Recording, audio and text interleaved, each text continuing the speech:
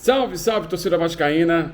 Tô na área para mais um vídeo de pós-jogo. Então, se você está chegando pela primeira vez e não me conhece, muito prazer, meu nome é Eduardo Júnior. Já peço que você se inscreva no canal, deixe seu like no vídeo, ative o sininho para toda vez que eu postar vídeo você receber as notificações e, claro, compartilhe nas suas redes sociais, que isso também é importante.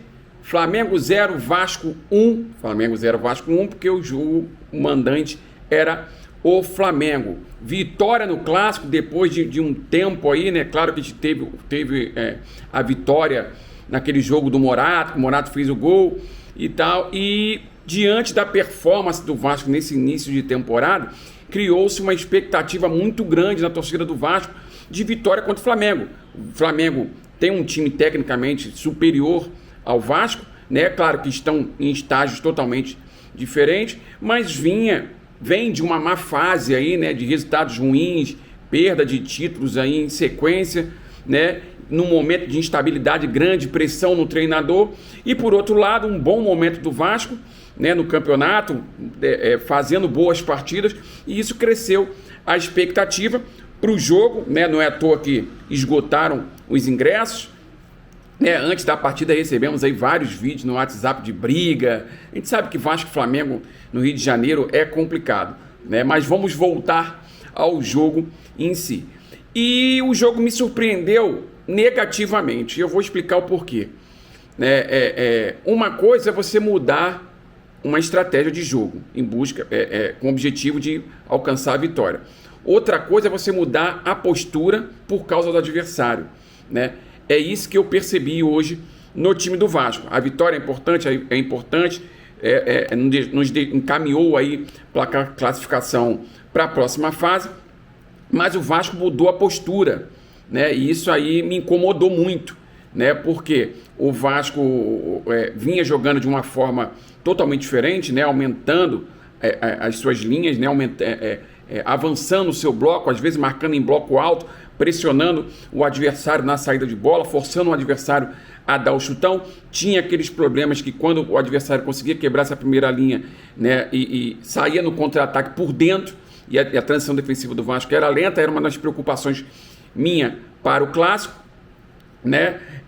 Ou às vezes quando o Vasco não marcava em bloco alto, descia o bloco para o bloco médio, mas sempre pressionando, sempre com uma marcação muito forte no homem da bola e nos homens que eram opção de passe para o homem da bola, uma marcação muito forte, né? E nós não vimos isso no jogo de hoje. Pelo contrário, nós vimos o Vasco com a mesma postura dos outros clássicos. Se eu não me engano, dos últimos 20 clássicos, o Vasco só ganhou uma partida, sempre com a mesma postura, medo de jogar contra o Flamengo, né? Muda-se radicalmente a postura, isso me incomodou bastante. O Vasco deu a posse de bola para o Flamengo, até aí não tem problema nenhum, né? Optou por baixar as suas linhas, jogar num bloco baixo, às vezes num bloco médio, mas não pressionando o homem da bola. Então, tanto o Gerson, que era o responsável pela armação ali, lembrando que o Flamengo também mudou um pouquinho a sua característica de jogar pela lesão do Pedro, né? O treinador optou por dar uma solidez maior no sistema defensivo deles, entrou com o Thiago Maia,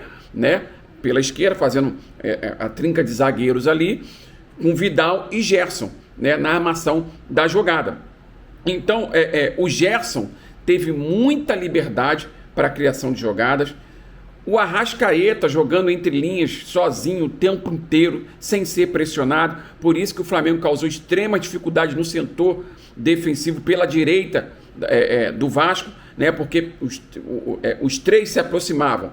Era o Gerson com a Arrascaeta e o lateral Ayrton Lucas, o tempo todo, os três se aproximando, trocando de posição, né? O Flamengo concentrou um pouquinho mais o jogo pela esquerda, quando tinha pela direita, quando jogava pela direita tinha mais dificuldade, porque o Vasco conseguia igualar, né, numericamente, ou até criar uma superioridade numérica defensiva por causa do Arthur Vidal, que não avançava tanto. Então o Everton Ribeiro teve mais dificuldade junto com o Varela, não é à toa que o Varela, os dois foram substituídos, né? Então o Flamengo optou por jogar pelo lado esquerdo e causou extremas dificuldades ali, justamente pela frouxidão da marcação. Foi uma coisa negativa que eu percebi, principalmente na frente da zaga.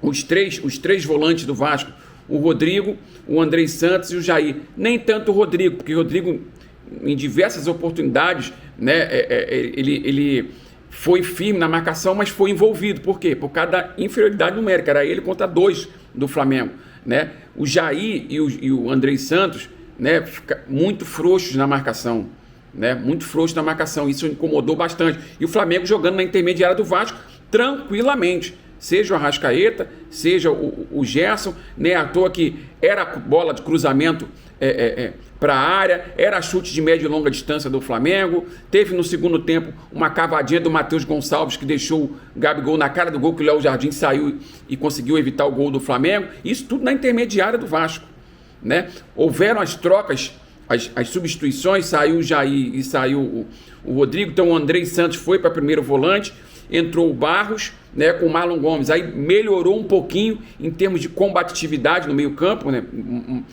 Ganhamos aí uma pressão maior, mas não aquela pressão que a gente estava acostumado a ver o time do Vasco implantar ao longo do Campeonato Carioca. Então isso aí me deixou um pouco insatisfeito, né? A gente entende que o Flamengo e o Vasco estão em momentos totalmente diferentes. O Flamengo é um time pronto. Tá oscilando, mas é um time pronto. O Vasco é um time em formação, por isso que cresce mais ainda a importância dessa vitória, tanto para o elenco quanto para a torcida, porque a torcida está em festa, né? É claro, muito tempo, esse histórico péssimo, né, de 20 partidas, uma vitória só, causava extremo incômodo na torcida do Vasco. E toda a vitória em cima deles, ainda mais pela soberba que eles estão, né, pelo momento deles totalmente diferente. Claro que toda vitória em cima deles é importantíssima, a torcida vai comemorar e tem que comemorar bastante, tem que zoar bastante o adversário, porém manter os pés no chão, porque no geral eu não achei que o Vasco fez um bom jogo, apesar de que tivemos oportunidade, bola na trave com o Pedro Raul, seja do chute de média e longa distância, seja a cabeçada. O Flamengo também teve uma bola na trave logo no início do jogo, tivemos o pênalti perdido, né? Que isso mostra, por mais que o Vasco tenha optado por dar posse de bola para o Flamengo e jogar no contra-ataque, essa postura de time pequeno, né? De respeito máximo ao Flamengo me incomoda. Não é à toa que se você pegar outros adversários que jogam contra o Flamengo, até tecnicamente inferior, mas não jogam respeitando o Flamengo como o Vasco jogou e vem jogando nas últimas partidas contra o Flamengo, né? Por isso que o Flamengo tem extrema dificuldade, por exemplo, com o Fluminense, né? O Fluminense pode mudar a sua estratégia, mas a postura não muda. E eu vou falar os números aqui para vocês que vai casar com o que eu estou falando. Por exemplo, ó, na partida foram 28 finalizações do Flamengo, 9 do Vasco, né? Então, isso mostra que não teve um equilíbrio. Não é aquela questão de, tipo, não, 10 finalizações para um, 11 para outro, não, um jogo muito equilibrado, lá e cá, os dois times agredindo. Não foi, o Vasco simplesmente, em certos momentos, né, abdicou de jogar, saindo, quando roubava a bola, né, tivemos muitos desarmes, quando roubava a bola, optava pela bola longa, chutão, nada diferente do que o time da Série B jogava, né, principalmente em clássico contra o Flamengo. Os times recentes, quando jogavam contra o Flamengo, era da mesma forma.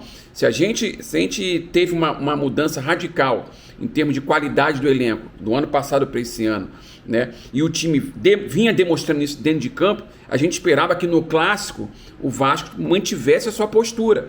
Que postura é essa, Júnior, que você está falando ao longo de todo o vídeo? Pressionar o Flamengo lá em cima, até porque quando fez isso, roubou a bola, né? Roubou a bola e causou extrema dificuldade do Flamengo. O Flamengo não vem no bom momento, os seus zagueiros, pelo fato do Flamengo não vir no bom momento, quando são pressionados, eles entregam a bola e chutam para onde o nariz está apontando. Então o Vasco deveria, tudo bem, marcar em bloco médio, entrega a bola, posse de bola para o adversário, não tem problema nenhum, mas a pressão tem que ser constante. O Arrascaeta não pode jogar livre, que nem jogou, o Gerson não pode jogar livre, que nem jogou, né? E os zagueiros do Flamengo não podem construir as jogadas que nem estavam construindo de forma tranquila. Não é à toa que na parada técnica o próprio treinador pediu para o Pedro Raul pressionar mais a saída de bola deles. Então poderia adiantar um pouquinho a marcação, tirar um pouco da pressão da segunda linha do Vasco, dos zagueiros, dos laterais, e pressionar lá tanto o homem da bola quanto as linhas fechar nas linhas de passe, pressiona o homem da bola e pressiona as opções de passe do homem da bola deles, e causaria muitas dificuldades do Flamengo. O jogo seria mais equilibrado.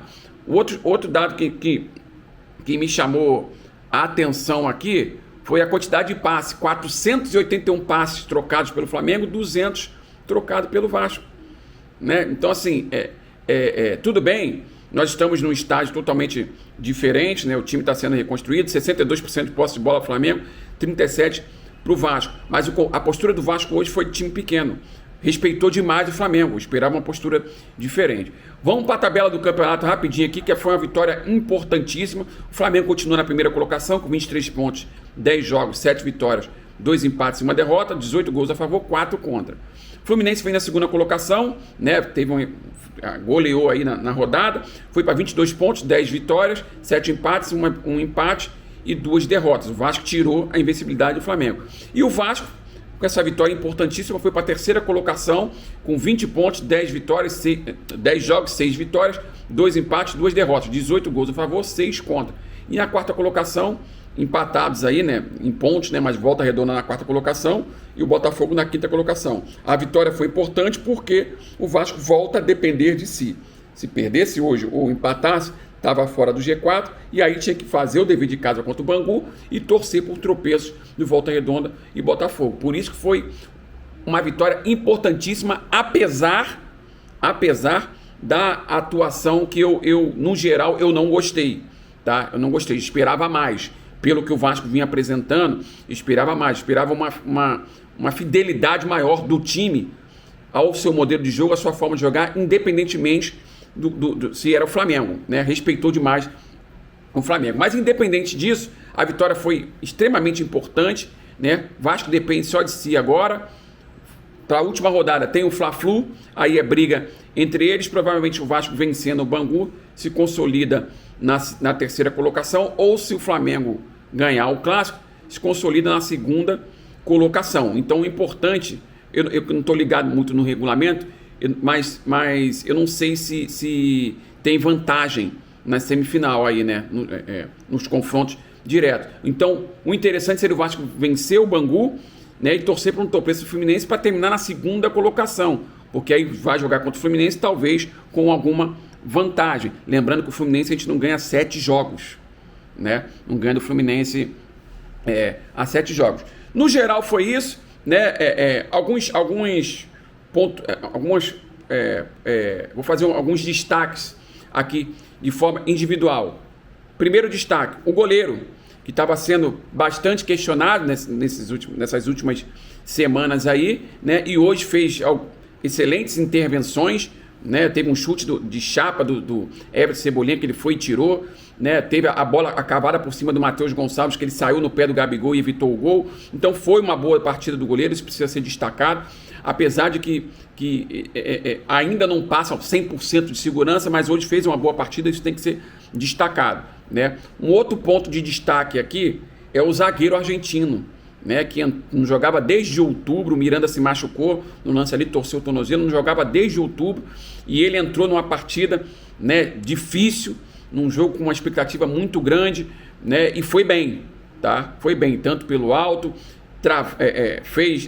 travou chute do adversário, entrou de forma ríspida quando tinha que entrar, né? Então, um destaque aí para o zagueiro, né? Outro destaque que eu queria dar nesse meio campo do Vasco, essa nova formação de Jair, Rodrigo e o Andrei Santos. Achei a marcação muito frouxa. Não pelo Rodrigo, mas Jair e Andrei Santos. Acho que eu falei Andrei Gomes. E Andrei Santos, né? Achei uma marcação muito frouxa dos dois, né? Até que o Flamengo estava jogando livre na intermediária do Vasco em diversas oportunidades. Isso me incomodou demais, né? Tinha que pressionar firme na marcação, principalmente na frente da defesa, né? Fica esse ponto, esse destaque negativo. Depois houve a troca, né? O Andrei Santos veio para primeiro volante, e aí achei que a produtividade dele subiu na partida, né? Achei que ele melhorou na partida jogando nessa posição de primeiro volante. Marlon Gomes entrou bem, sofreu pênalti, né? Um jogador voluntarioso, assim como o Barros também, que fechou mais os espaços ali e aumentou a combatividade, né? Outro ponto que precisa ser destacado: Nenê, hein? Nenê, né? Tudo bem que ele é um jogador que a torcida gosta, um jogador identificado com o clube, mas vocês percebem como, quando a partida é dinâmica, como é que ele está sofrendo, né? Ele não entrou bem, não entrou bem na partida, né? Entrou em outra rotação, a rotação estava bem mais alta, ele entrou na rotação mais baixa, né? É a falta de dinamismo natural da idade, é um jogador de 41 anos, então isso reforça mais ainda a necessidade de trazer um reforço para a posição. E o outro destaque que eu faço é o Pedro Raul, né? Que perdeu um pênalti, não poderia perder, tem que começar a rever isso, começar a ser um pouquinho mais humilde, né? E quando tiver pênalti, passa para um companheiro, né, que está numa fase melhor em relação a esse fundamento, porque perdeu um pênalti que não poderia perder. No momento importante do jogo, se o Vasco abre 2-0, a partida fica tranquila. E, no entanto, a partir do momento que o Vasco perde o pênalti, a torcida do Flamengo inflama, e isso traz o time com ela. Então, perdeu um pênalti que não poderia perder no momento importante, mas participou de jogadas, 2 bolas na trave, né, movimentação, mas são esses pontos aí que eu tinha que destacar. Esse foi o nosso pós-jogo de hoje, espero que você tenha gostado. Se você gostou, peço mais uma vez que se inscreva no canal, deixe seu like no vídeo, ative o sininho para toda vez